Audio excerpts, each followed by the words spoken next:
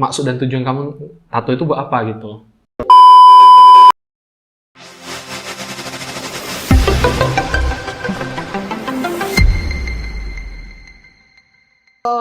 Hai. Halo. Isi kekosongan. Saya suka dibilang session player gitu, pemain-pemain pengganti. Misalnya ada yang perlu untuk mengisi musik, bass atau gitar atau drum, saya bisa gitu. Aku bisa gambar. Yang bisa membuat saya percaya diri itu adalah menyanyi. Salah satu keahlianku maybe dance, tapi gue lebih ke dance freestyle. Terus saya ngisinya ya ke musik gitu, karena dari dulu saya sih suka musik. Oke, jadi aku salurin ke ikutin komunitas atau melakukan kegiatan gambar. Biasanya saya sering menyanyi untuk menghibur teman-teman saya. Kemudian menyanyi tentunya di gereja sih, sebagai singer maupun WL. Misalnya kalau ada acara, ada yang minta tolong, ya gue join. Kadang kalau just for fun ya gue buat video sendiri, upload ke IG sendiri kayak gitu sih.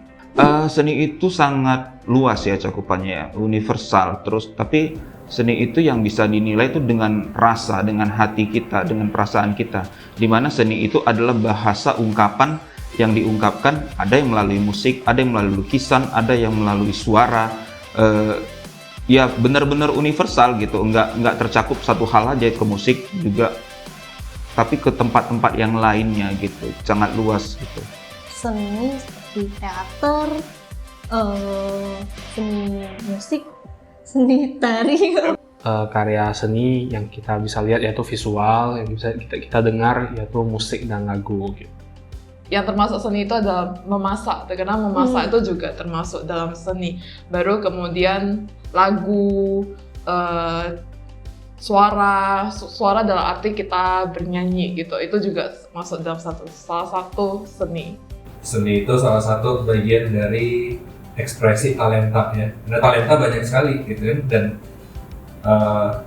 seni itu salah satu bagian. Aku mungkin menyampaikan dalam musik tentang cinta kepada Tuhan. Jadi yang pendengarnya, yang menontonnya melihat dengan visual, mereka terbawa gitu, mereka kebawa apa yang mau disampaikan itu dan dapat semuanya. Menurut aku sendiri sih sangat bisa ya.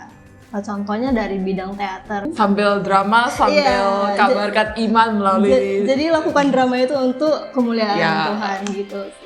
Oh, setuju banget lah. Seni dance itu, kalau dance kan kalau misalnya ada event-event gereja besar kan kadang kan diperlukan dancer untuk mengisi acara kebaktiannya. Nah itu kita bisa salurkan melalui hal itu. Nah kalau misalnya dengan memasak ya kita bisa memasak untuk orang-orang yang datang beribadah itu untuk makan. Jadi itu salah satu bentuk pelayanan juga, selain kita masak enak orang pun puas, ya itu sebagai salah satu bentuk pelayanan kita juga sih ke Tuhan. Saya akan memperlihatkan beberapa kreativitas seni yang dilakukan orang-orang dalam sebuah pertunjukan, baik dalam sebuah ibadah atau di suatu event. Coba nanti setelah kamu lihat, kamu sharingkan pendapat kamu itu apa. Oke. Oke, kita mulai dari video pertama. Wow, enak nih. Yang pakai baju hitam ini keren kali. Ada suara beatboxnya gitu, terus sama ada suara bassnya, terus si ceweknya nyanyi gitu ya. Enak sih, model-model macam pentatonik gitu.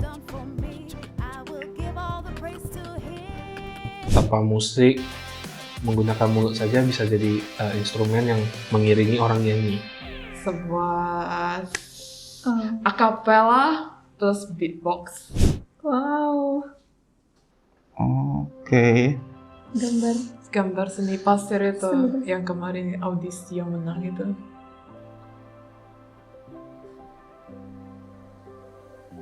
Melukis terus sambil nyanyi kali ya. Ada alunan piano.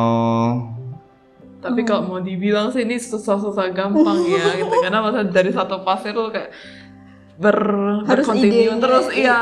Habis itu idenya dari harus satu ada gambar terus. itu gak langsung truk gitu. harus ada flow-nya gitu. Yesus, ada bintang-bintang dia buat. Wah, dia terang juru selamat gitu. Makanya semua seni itu kayak bisa diaplikasikan untuk pelayanan Iya. sih. Nengok bisa sampai bikin bukit kayu soalnya. Iya. Nengok persis banget kan dia bikinnya. Kan Kayak gambarnya itu punya perasaan gitu. Ya. That's right. Darahnya itu bercucuran juga dapat banget. Ini dia musik digabungkan dengan lukisan yang saya bilang tadi, dan menyampaikan ya tentang penginjilan. Oke.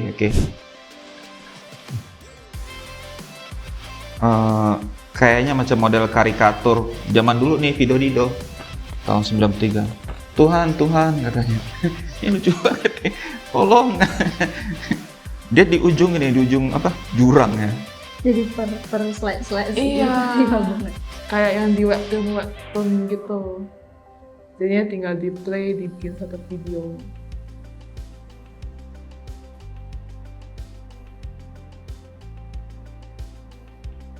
Cuma buat ini gak mudah. Karena lo mau buat scene per scene. Saya tanya. Jatuh, bener jatuh. Kan aku bilang kan, Tuhan, kau suruh pula aku lompat. Jatuh aku kan? Oh enggak. Oh dia enggak jatuh. Terkejut dia, surprise. Aku juga surprise nih. Ternyata dia jatuh dengan baik. Ini ada jalannya bener kan. Tuhan itu sering nyuruh-nyuruh kita melakukan hal-hal yang nggak kita mengerti, di luar logika kita, di luar ekspektasi kita.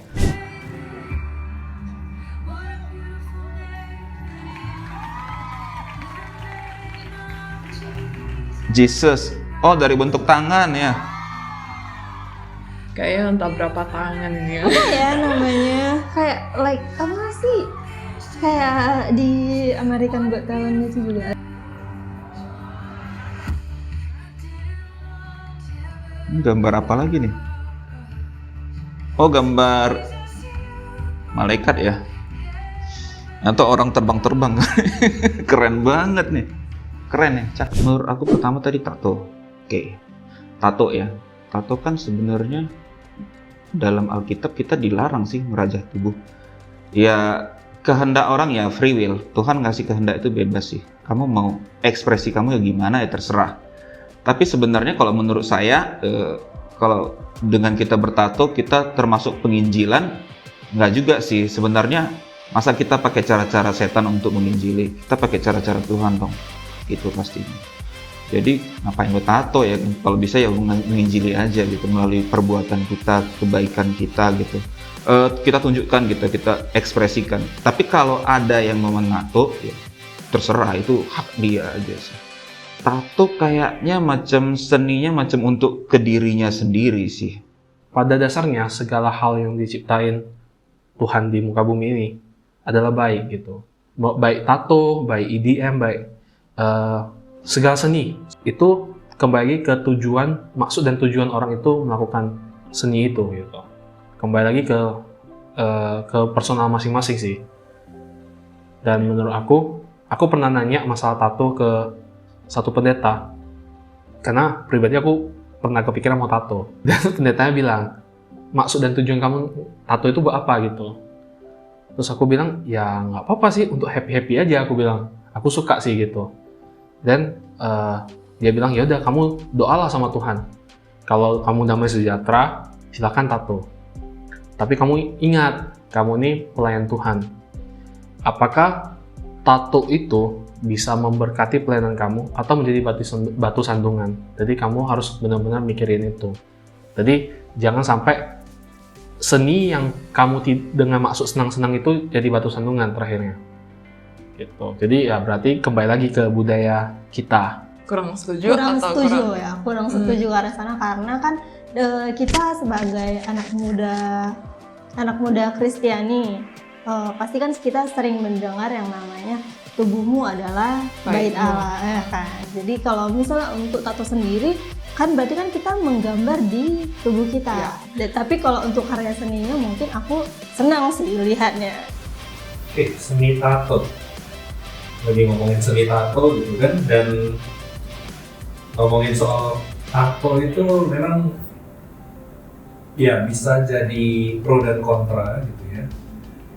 Orang bisa aja nyari dan nemuin ayat yang ngomong soal tato itu nggak boleh. Tapi juga orang bisa memberikan alasan-alasan juga kenapa tato itu it's okay gitu. Nah, kembali lagi kepada prinsip bagaimana sih saya itu bisa memuliakan Tuhan melalui apa yang saya lakukan dan apa yang saya kerjakan, ya. Orang bisa beranggapan bahwa lah tato itu kan cuma untuk lu mengekspresikan keinginanmu, lu cuma pengen mengekspresikan cara hidup lu dan sebagainya. Tapi ada orang yang dari tato yang dia miliki itu justru menjadi cara masuk Injil bisa diceritakan, ya. Saya pribadi punya tato dan kalau saya ditanya tentang arti tato saya akan ceritakan Injil di situ. Itu jadi salah satu cara bagaimana saya menceritakan Injil. Walaupun saya nggak mengekspos tato saya kemana-mana gitu, bukan untuk sekadar ekspresi diri saja, tapi bagaimana ini menjadi satu cara supaya ada obrolan yang saya bisa mulai, terutama dengan orang-orang yang juga sedang mencari cara untuk tato, mencari misalnya desain tato ataupun mereka yang punya tato. Saya bisa punya pintu masuk untuk ngobrolin soal Injil di situ. Juga musik-musik gitu ya, macam-macam musik, masuk EDM gitu tadi disampaikan, musik rap dan sebagainya gitu. Semua musik sebenarnya bisa untuk memuji Tuhan, ya. Walaupun pada akhirnya seringkali orang mengaitkan dengan asosiasinya. Oh, musik hard rock itu pemberontakan misalnya gitu kan. Tapi kan tidak semuanya harus dikaitkan dengan asosiasi. Kalau kita mau mengaitkan dengan asosiasi, bukankah orang-orang kerasukan setan gitu ya, atau orang-orang yang dulu memakai narkoba harusnya kita asosiasikan terus gitu. Tapi mereka bertobat dan itu diubahkan. Kenapa kita harus mengasosiasikan musik, alat musik tertentu misalnya dengan hal-hal yang duniawi dan kita tidak bisa bawa itu kepada hal-hal yang bersifat kerajaan Allah gitu. Tidak sedikit juga orang-orang yang menggunakan EDM untuk menceritakan Injil. Tidak sedikit juga orang menggunakan musik rock misalnya yang dicap sebagai musik, mungkin bahkan musik setan gitu, tapi justru di situ menceritakan Injil gitu ya. Sekali lagi, tidak semua musik bisa dipakai untuk lagu pujian korporat di gereja, tapi bukan berarti tidak semua musik bisa dinyanyikan untuk kemuliaan Tuhan, ya. Jadi itu satu hal yang kita perlu untuk lihat juga, ekspresi diri. Kontribusi saya sebenarnya sih agak terlambat sih dibilang, karena dari dulu waktu mudanya mainnya di sekuler doang gitu, jadi nggak pelayan rohani kayaknya enggak deh. Mungkin ketika sudah menikah baru saya terjun ke pelayanan gitu, pastinya seperti itu. Kalau dari aku sendiri, aku puji Tuhan punya keahlian gambar ya.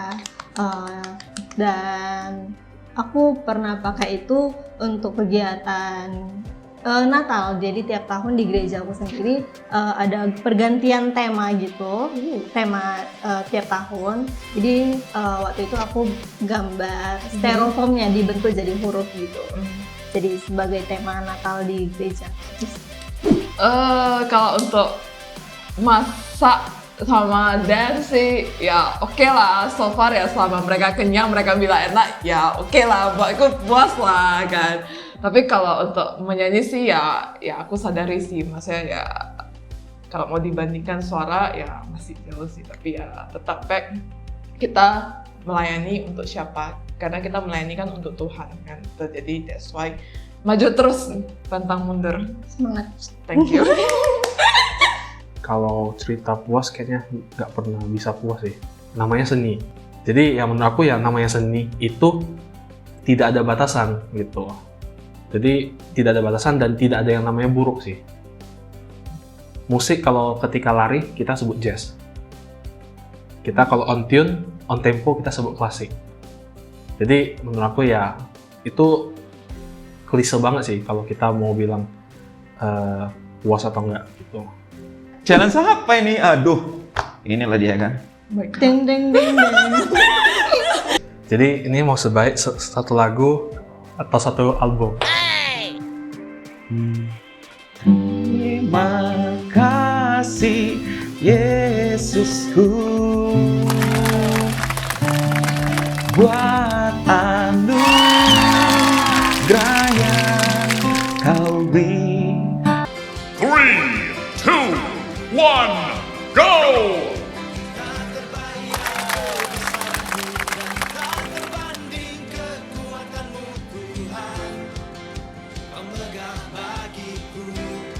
Ini lagu yang menurut aku menguatkan aku ketika aku mau berhenti pelayanan.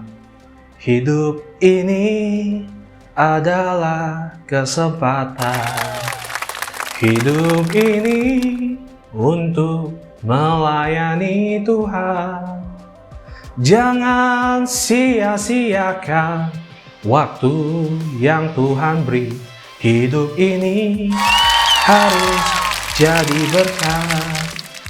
Terus, kalau boleh saya ulangi, kata anugerah hidup kita itu adalah untuk melayani dan jadi berkat. So, talenta yang kita miliki ya, pakailah untuk jadi berkat.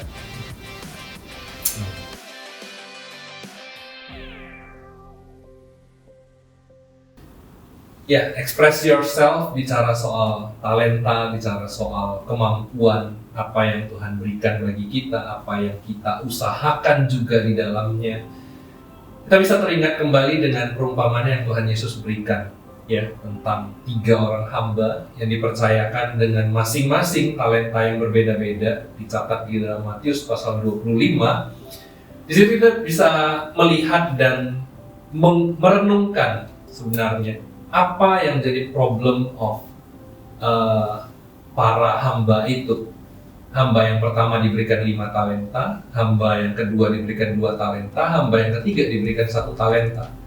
Dan yang dipermasalahkan oleh si Tuan dan juga oleh Tuhan Yesus bukanlah tentang berapa banyak yang bisa diusahakan dan bisa dikembalikan oleh si hamba itu. Tapi ada masalah soal hati. Hati yang seperti apa sih yang ketika menerima talenta itu dan menggunakannya, apakah itu digunakan dengan motivasi yang benar dan digunakan dengan tujuan yang benar? Saya seringkali tergelitik untuk mencoba membalik keadaan dari talenta ini. Seandainya kalau si hamba yang pertama itu hanya menerima 1 talenta, hamba yang kedua katakanlah dia tetap menerima 2 talenta, dan hamba yang ketiga dialah yang menerima 5 talenta. Tapi dengan sikap hati yang sama. Saya yakin bahwa hamba yang ketiga yang menerima paling banyak sekalipun, hatinya akan tetap hati yang jahat. Hati yang tidak mau melihat bagaimana tuannya itu begitu baik, mempercayakan sesuatu yang sebenarnya bukan miliknya, diupayakan untuk dia bisa gunakan bagi sang tuan itu. Kembali lagi kepada kita. Kita semua punya talenta yang berbeda-beda. Porsi yang berbeda-beda. Ada mungkin di antara kita yang berpikir, seandainya aku punya talenta menyanyi sebagus temanku, andaikan aku bisa menggambar atau melukis sebagus guruku, atau seandainya aku bisa memainkan film atau membuat film seperti para artis atau para produser di Hollywood.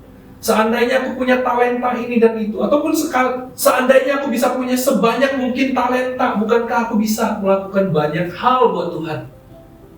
Saya pernah berpikir seperti itu, saudara. Saya berpikir seandainya aku bisa punya unlimited talent untuk saya bisa explore dan saya bisa gunakan untuk kemuliaan nama Tuhan. Oh, betapa Tuhan bisa dimuliakan. Tapi sekali lagi ketika saya merenungkan bagian firman Tuhan ini, ketika saya memikirkan sikap hati dari si hamba yang ketiga, yang kalaupun dia diberikan 5 talenta, namun hatinya tetap jahat, hatinya tidak tertuju kepada si tuannya itu, maka apa yang dikerjakannya pun adalah sesuatu yang tidak akan menyenangkan si tuan. Saudara, bagaimana kita bersikap ketika diberikan talenta-talenta yang ada? Apakah kita melihat itu sebagai sesuatu yang adalah pemberian Tuhan? Atau jangan-jangan kita hanya terfokus pada diri kita sendiri? Hanya terfokus pada agenda kita sendiri, hanya terfokus kepada semua yang kita bisa dapatkan dari talenta-talenta itu. Atau kita bisa kembali lagi kepada Tuhan, kembali lagi kepada hatinya Tuhan, yang menginginkan kita belajar untuk setia. Inti dari perumpamaan talenta ini adalah kesetiaan. Kita bisa banyak berdoa meminta banyak talenta, tapi seberapa sering sih kita meminta kesetiaan daripada Tuhan untuk memakai bahkan 1 talenta sekalipun yang Tuhan sudah percayakan bagi kita.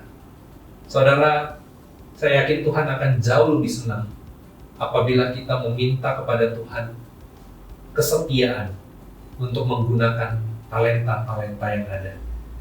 Kita tidak butuh sekian banyak talenta untuk memuliakan Tuhan. 1 talenta yang kita gunakan dengan kesetiaan akan membuat Tuhan berkata, marilah engkau hambaku yang baik dan setia.